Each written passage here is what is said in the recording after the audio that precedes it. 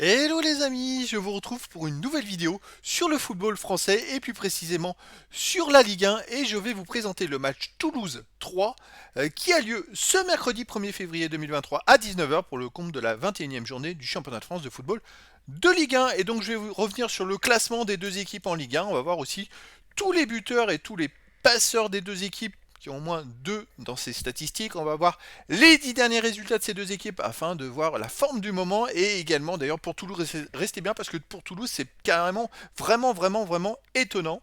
Et on verra aussi les amis les compos d'équipe aussi probables ainsi que les tactiques. Bon ça peut encore évoluer d'ici le début du match mais ça nous permettra d'avoir une tendance à cette rencontre. Alors c'est parti donc Toulouse est 12e de Ligue 1 avec 26 points en 20 matchs, 7 victoires, 5 nuls, 8 défaites, 31 buts pour, 35 contre, moins 4 de goal average.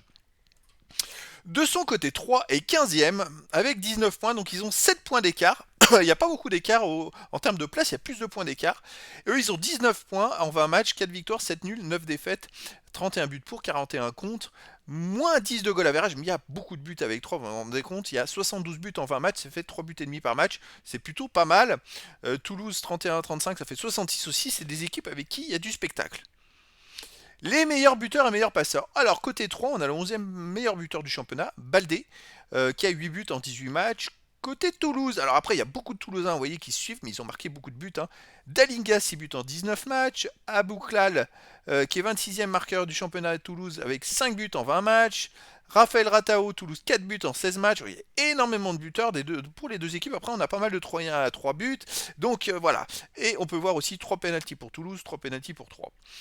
Côté des passes décisives, alors c'est des équipes quand même qui marquent beaucoup de buts, donc voilà, on a le 6e meilleur passeur du championnat, Branco Vandelboomen de Toulouse, 5 passes décisives en 20 matchs.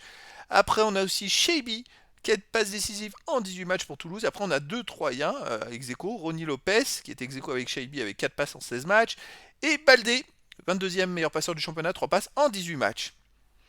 C'est vrai qu'on ne devrait pas s'ennuyer dans ce match-là, parce que les deux équipes sont assez attaquantes. Toulouse sur les 10 derniers matchs, c'est 5 victoires, aucun nul, 5 défaites, 21 buts pour, 17 contre, plus 4 de goal average. Mais surtout, ils ont gagné les 5 derniers matchs, alors que les 5 d'avant, ils les avaient perdus. Et ce qui est étonnant, c'est que ça a changé complètement à la défaite à Marseille. 6 buts à 1, après, depuis, ils ont enchaîné 5 victoires. Bon, ils ont gagné 2 fois contre Ajaccio, en championnat et en Coupe de France, mais quand même, ils ont réussi à faire, surtout aussi le 5-0 à Auxerre. Toulouse est plutôt en forme et a trouvé peut-être la bonne formule. De son côté, alors 3 sur les 10 derniers matchs, bon, c'est un peu moins florissant, on va dire. C'est une victoire, 4 nuls, 5 défaites, 12 buts pour, 21 contre, moins 9 de goal average. Là, il reste sur un match nul à domicile contre Lens, qui est plutôt une bonne performance, mais c'est vrai qu'à l'extérieur, il reste sur une défaite 5-1 à Lille. Il reste même sur deux défaites à Lille, puisqu'ils avaient perdu en 32e de finale de la Coupe de France. Donc à l'extérieur, c'est pas une grosse assurance, même s'ils avaient gagné le 2 janvier à Strasbourg. Strasbourg qui était à ce moment-là, je crois, dernier. Voilà, c'est la seule victoire d'ailleurs qu'ils ont sur les 10 derniers matchs. Donc 3 n'est pas vraiment une équipe en forme. On va dire Toulouse, c'est plutôt le contraire, ils se sont bien ressaisis.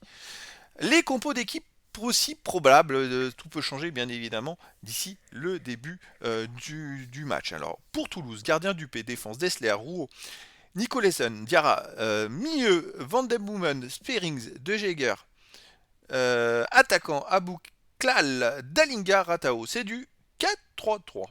Pour 3, gardien Gallon, défense Baldé, Poroso, Salmier, Laroussi.